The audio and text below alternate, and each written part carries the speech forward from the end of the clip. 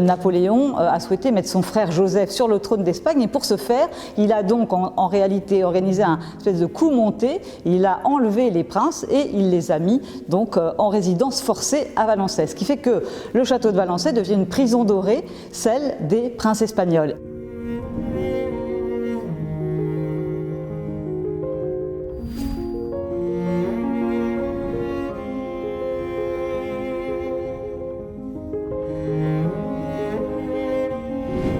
À la faveur d'un billet que l'on retrouve où on voit que effectivement Napoléon indique à Talleyrand de recevoir évidemment ses hôtes le mieux possible, mais notamment s'il y avait un théâtre, il n'en serait que mieux, dit-il.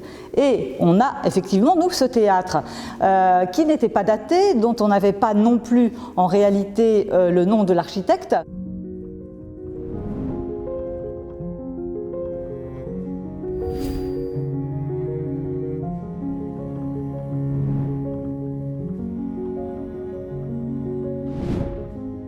Le théâtre qui a toujours été dit comme le théâtre des princes espagnols, donc datant de 1808, eh bien finalement c'était bien le théâtre de Charles-Maurice de Talleyrand-Périgord, donc l'hôte de ces lieux, et qu'il a été construit entre 1819 et 1820.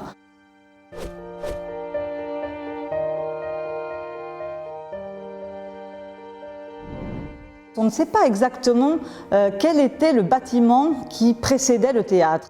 De la façade sur le parc, qui est la façade, je dirais, d'ouverture, là on voit bien avec les pilastres et les trois petites marches qu'on arrive dans un foyer et donc là dans un théâtre. Il ressemble un peu en cela, peut-être en un tout petit peu moins grand, au petit théâtre de la Reine à Versailles. C'est un théâtre qui est de petite dimension et la scène est aussi grande que la salle, ce qui fait un rapport de proximité et on voit là effectivement qu'on est dans l'environnement d'un théâtre de salon en réalité. On a une acoustique assez magnifique parce qu'on est en bois et en plâtre et donc la conduction du son est absolument merveilleuse, qu'il s'agisse d'ailleurs de la voix parlée, déclamée ou la voix chantée, ce qui était aussi le cas évidemment sur la scène.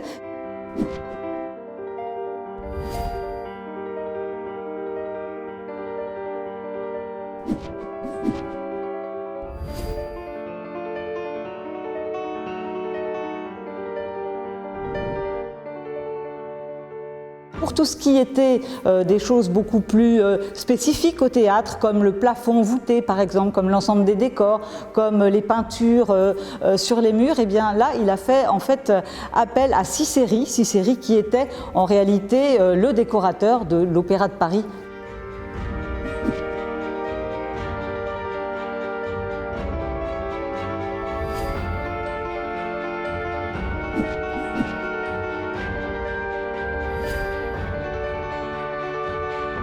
On a un certain nombre de décors complètement différents et on a la chance de les avoir conservés à Valençay. Donc des décors, là ici vous avez le décor de la forêt.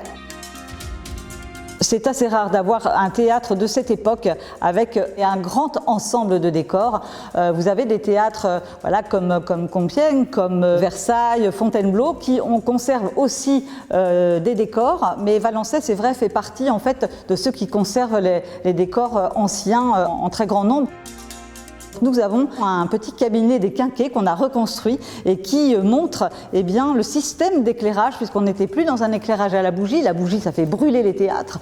Donc un autre système, c'est celui des lampes à huile. Et donc vous avez des quinquets en front de scène et de chaque côté aussi des montants des décors. Voilà, et donc ces quinquets-là, eh bien, nous en conservons. Donc évidemment, aujourd'hui, ils ne servent plus, mais d'un point de vue conservatoire, c'est assez exceptionnel de les avoir aussi aujourd'hui, parce que c'était un peu du consommable en réalité. Donc avoir ça 200 ans plus tard, je dois dire, oui, Valençay a un joyau aussi avec ses quinquets.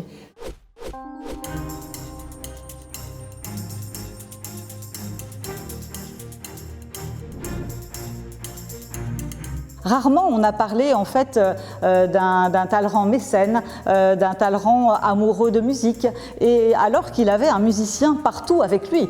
Donc tout ça est important. L'art vivant en fait faisait partie tout simplement de son quotidien.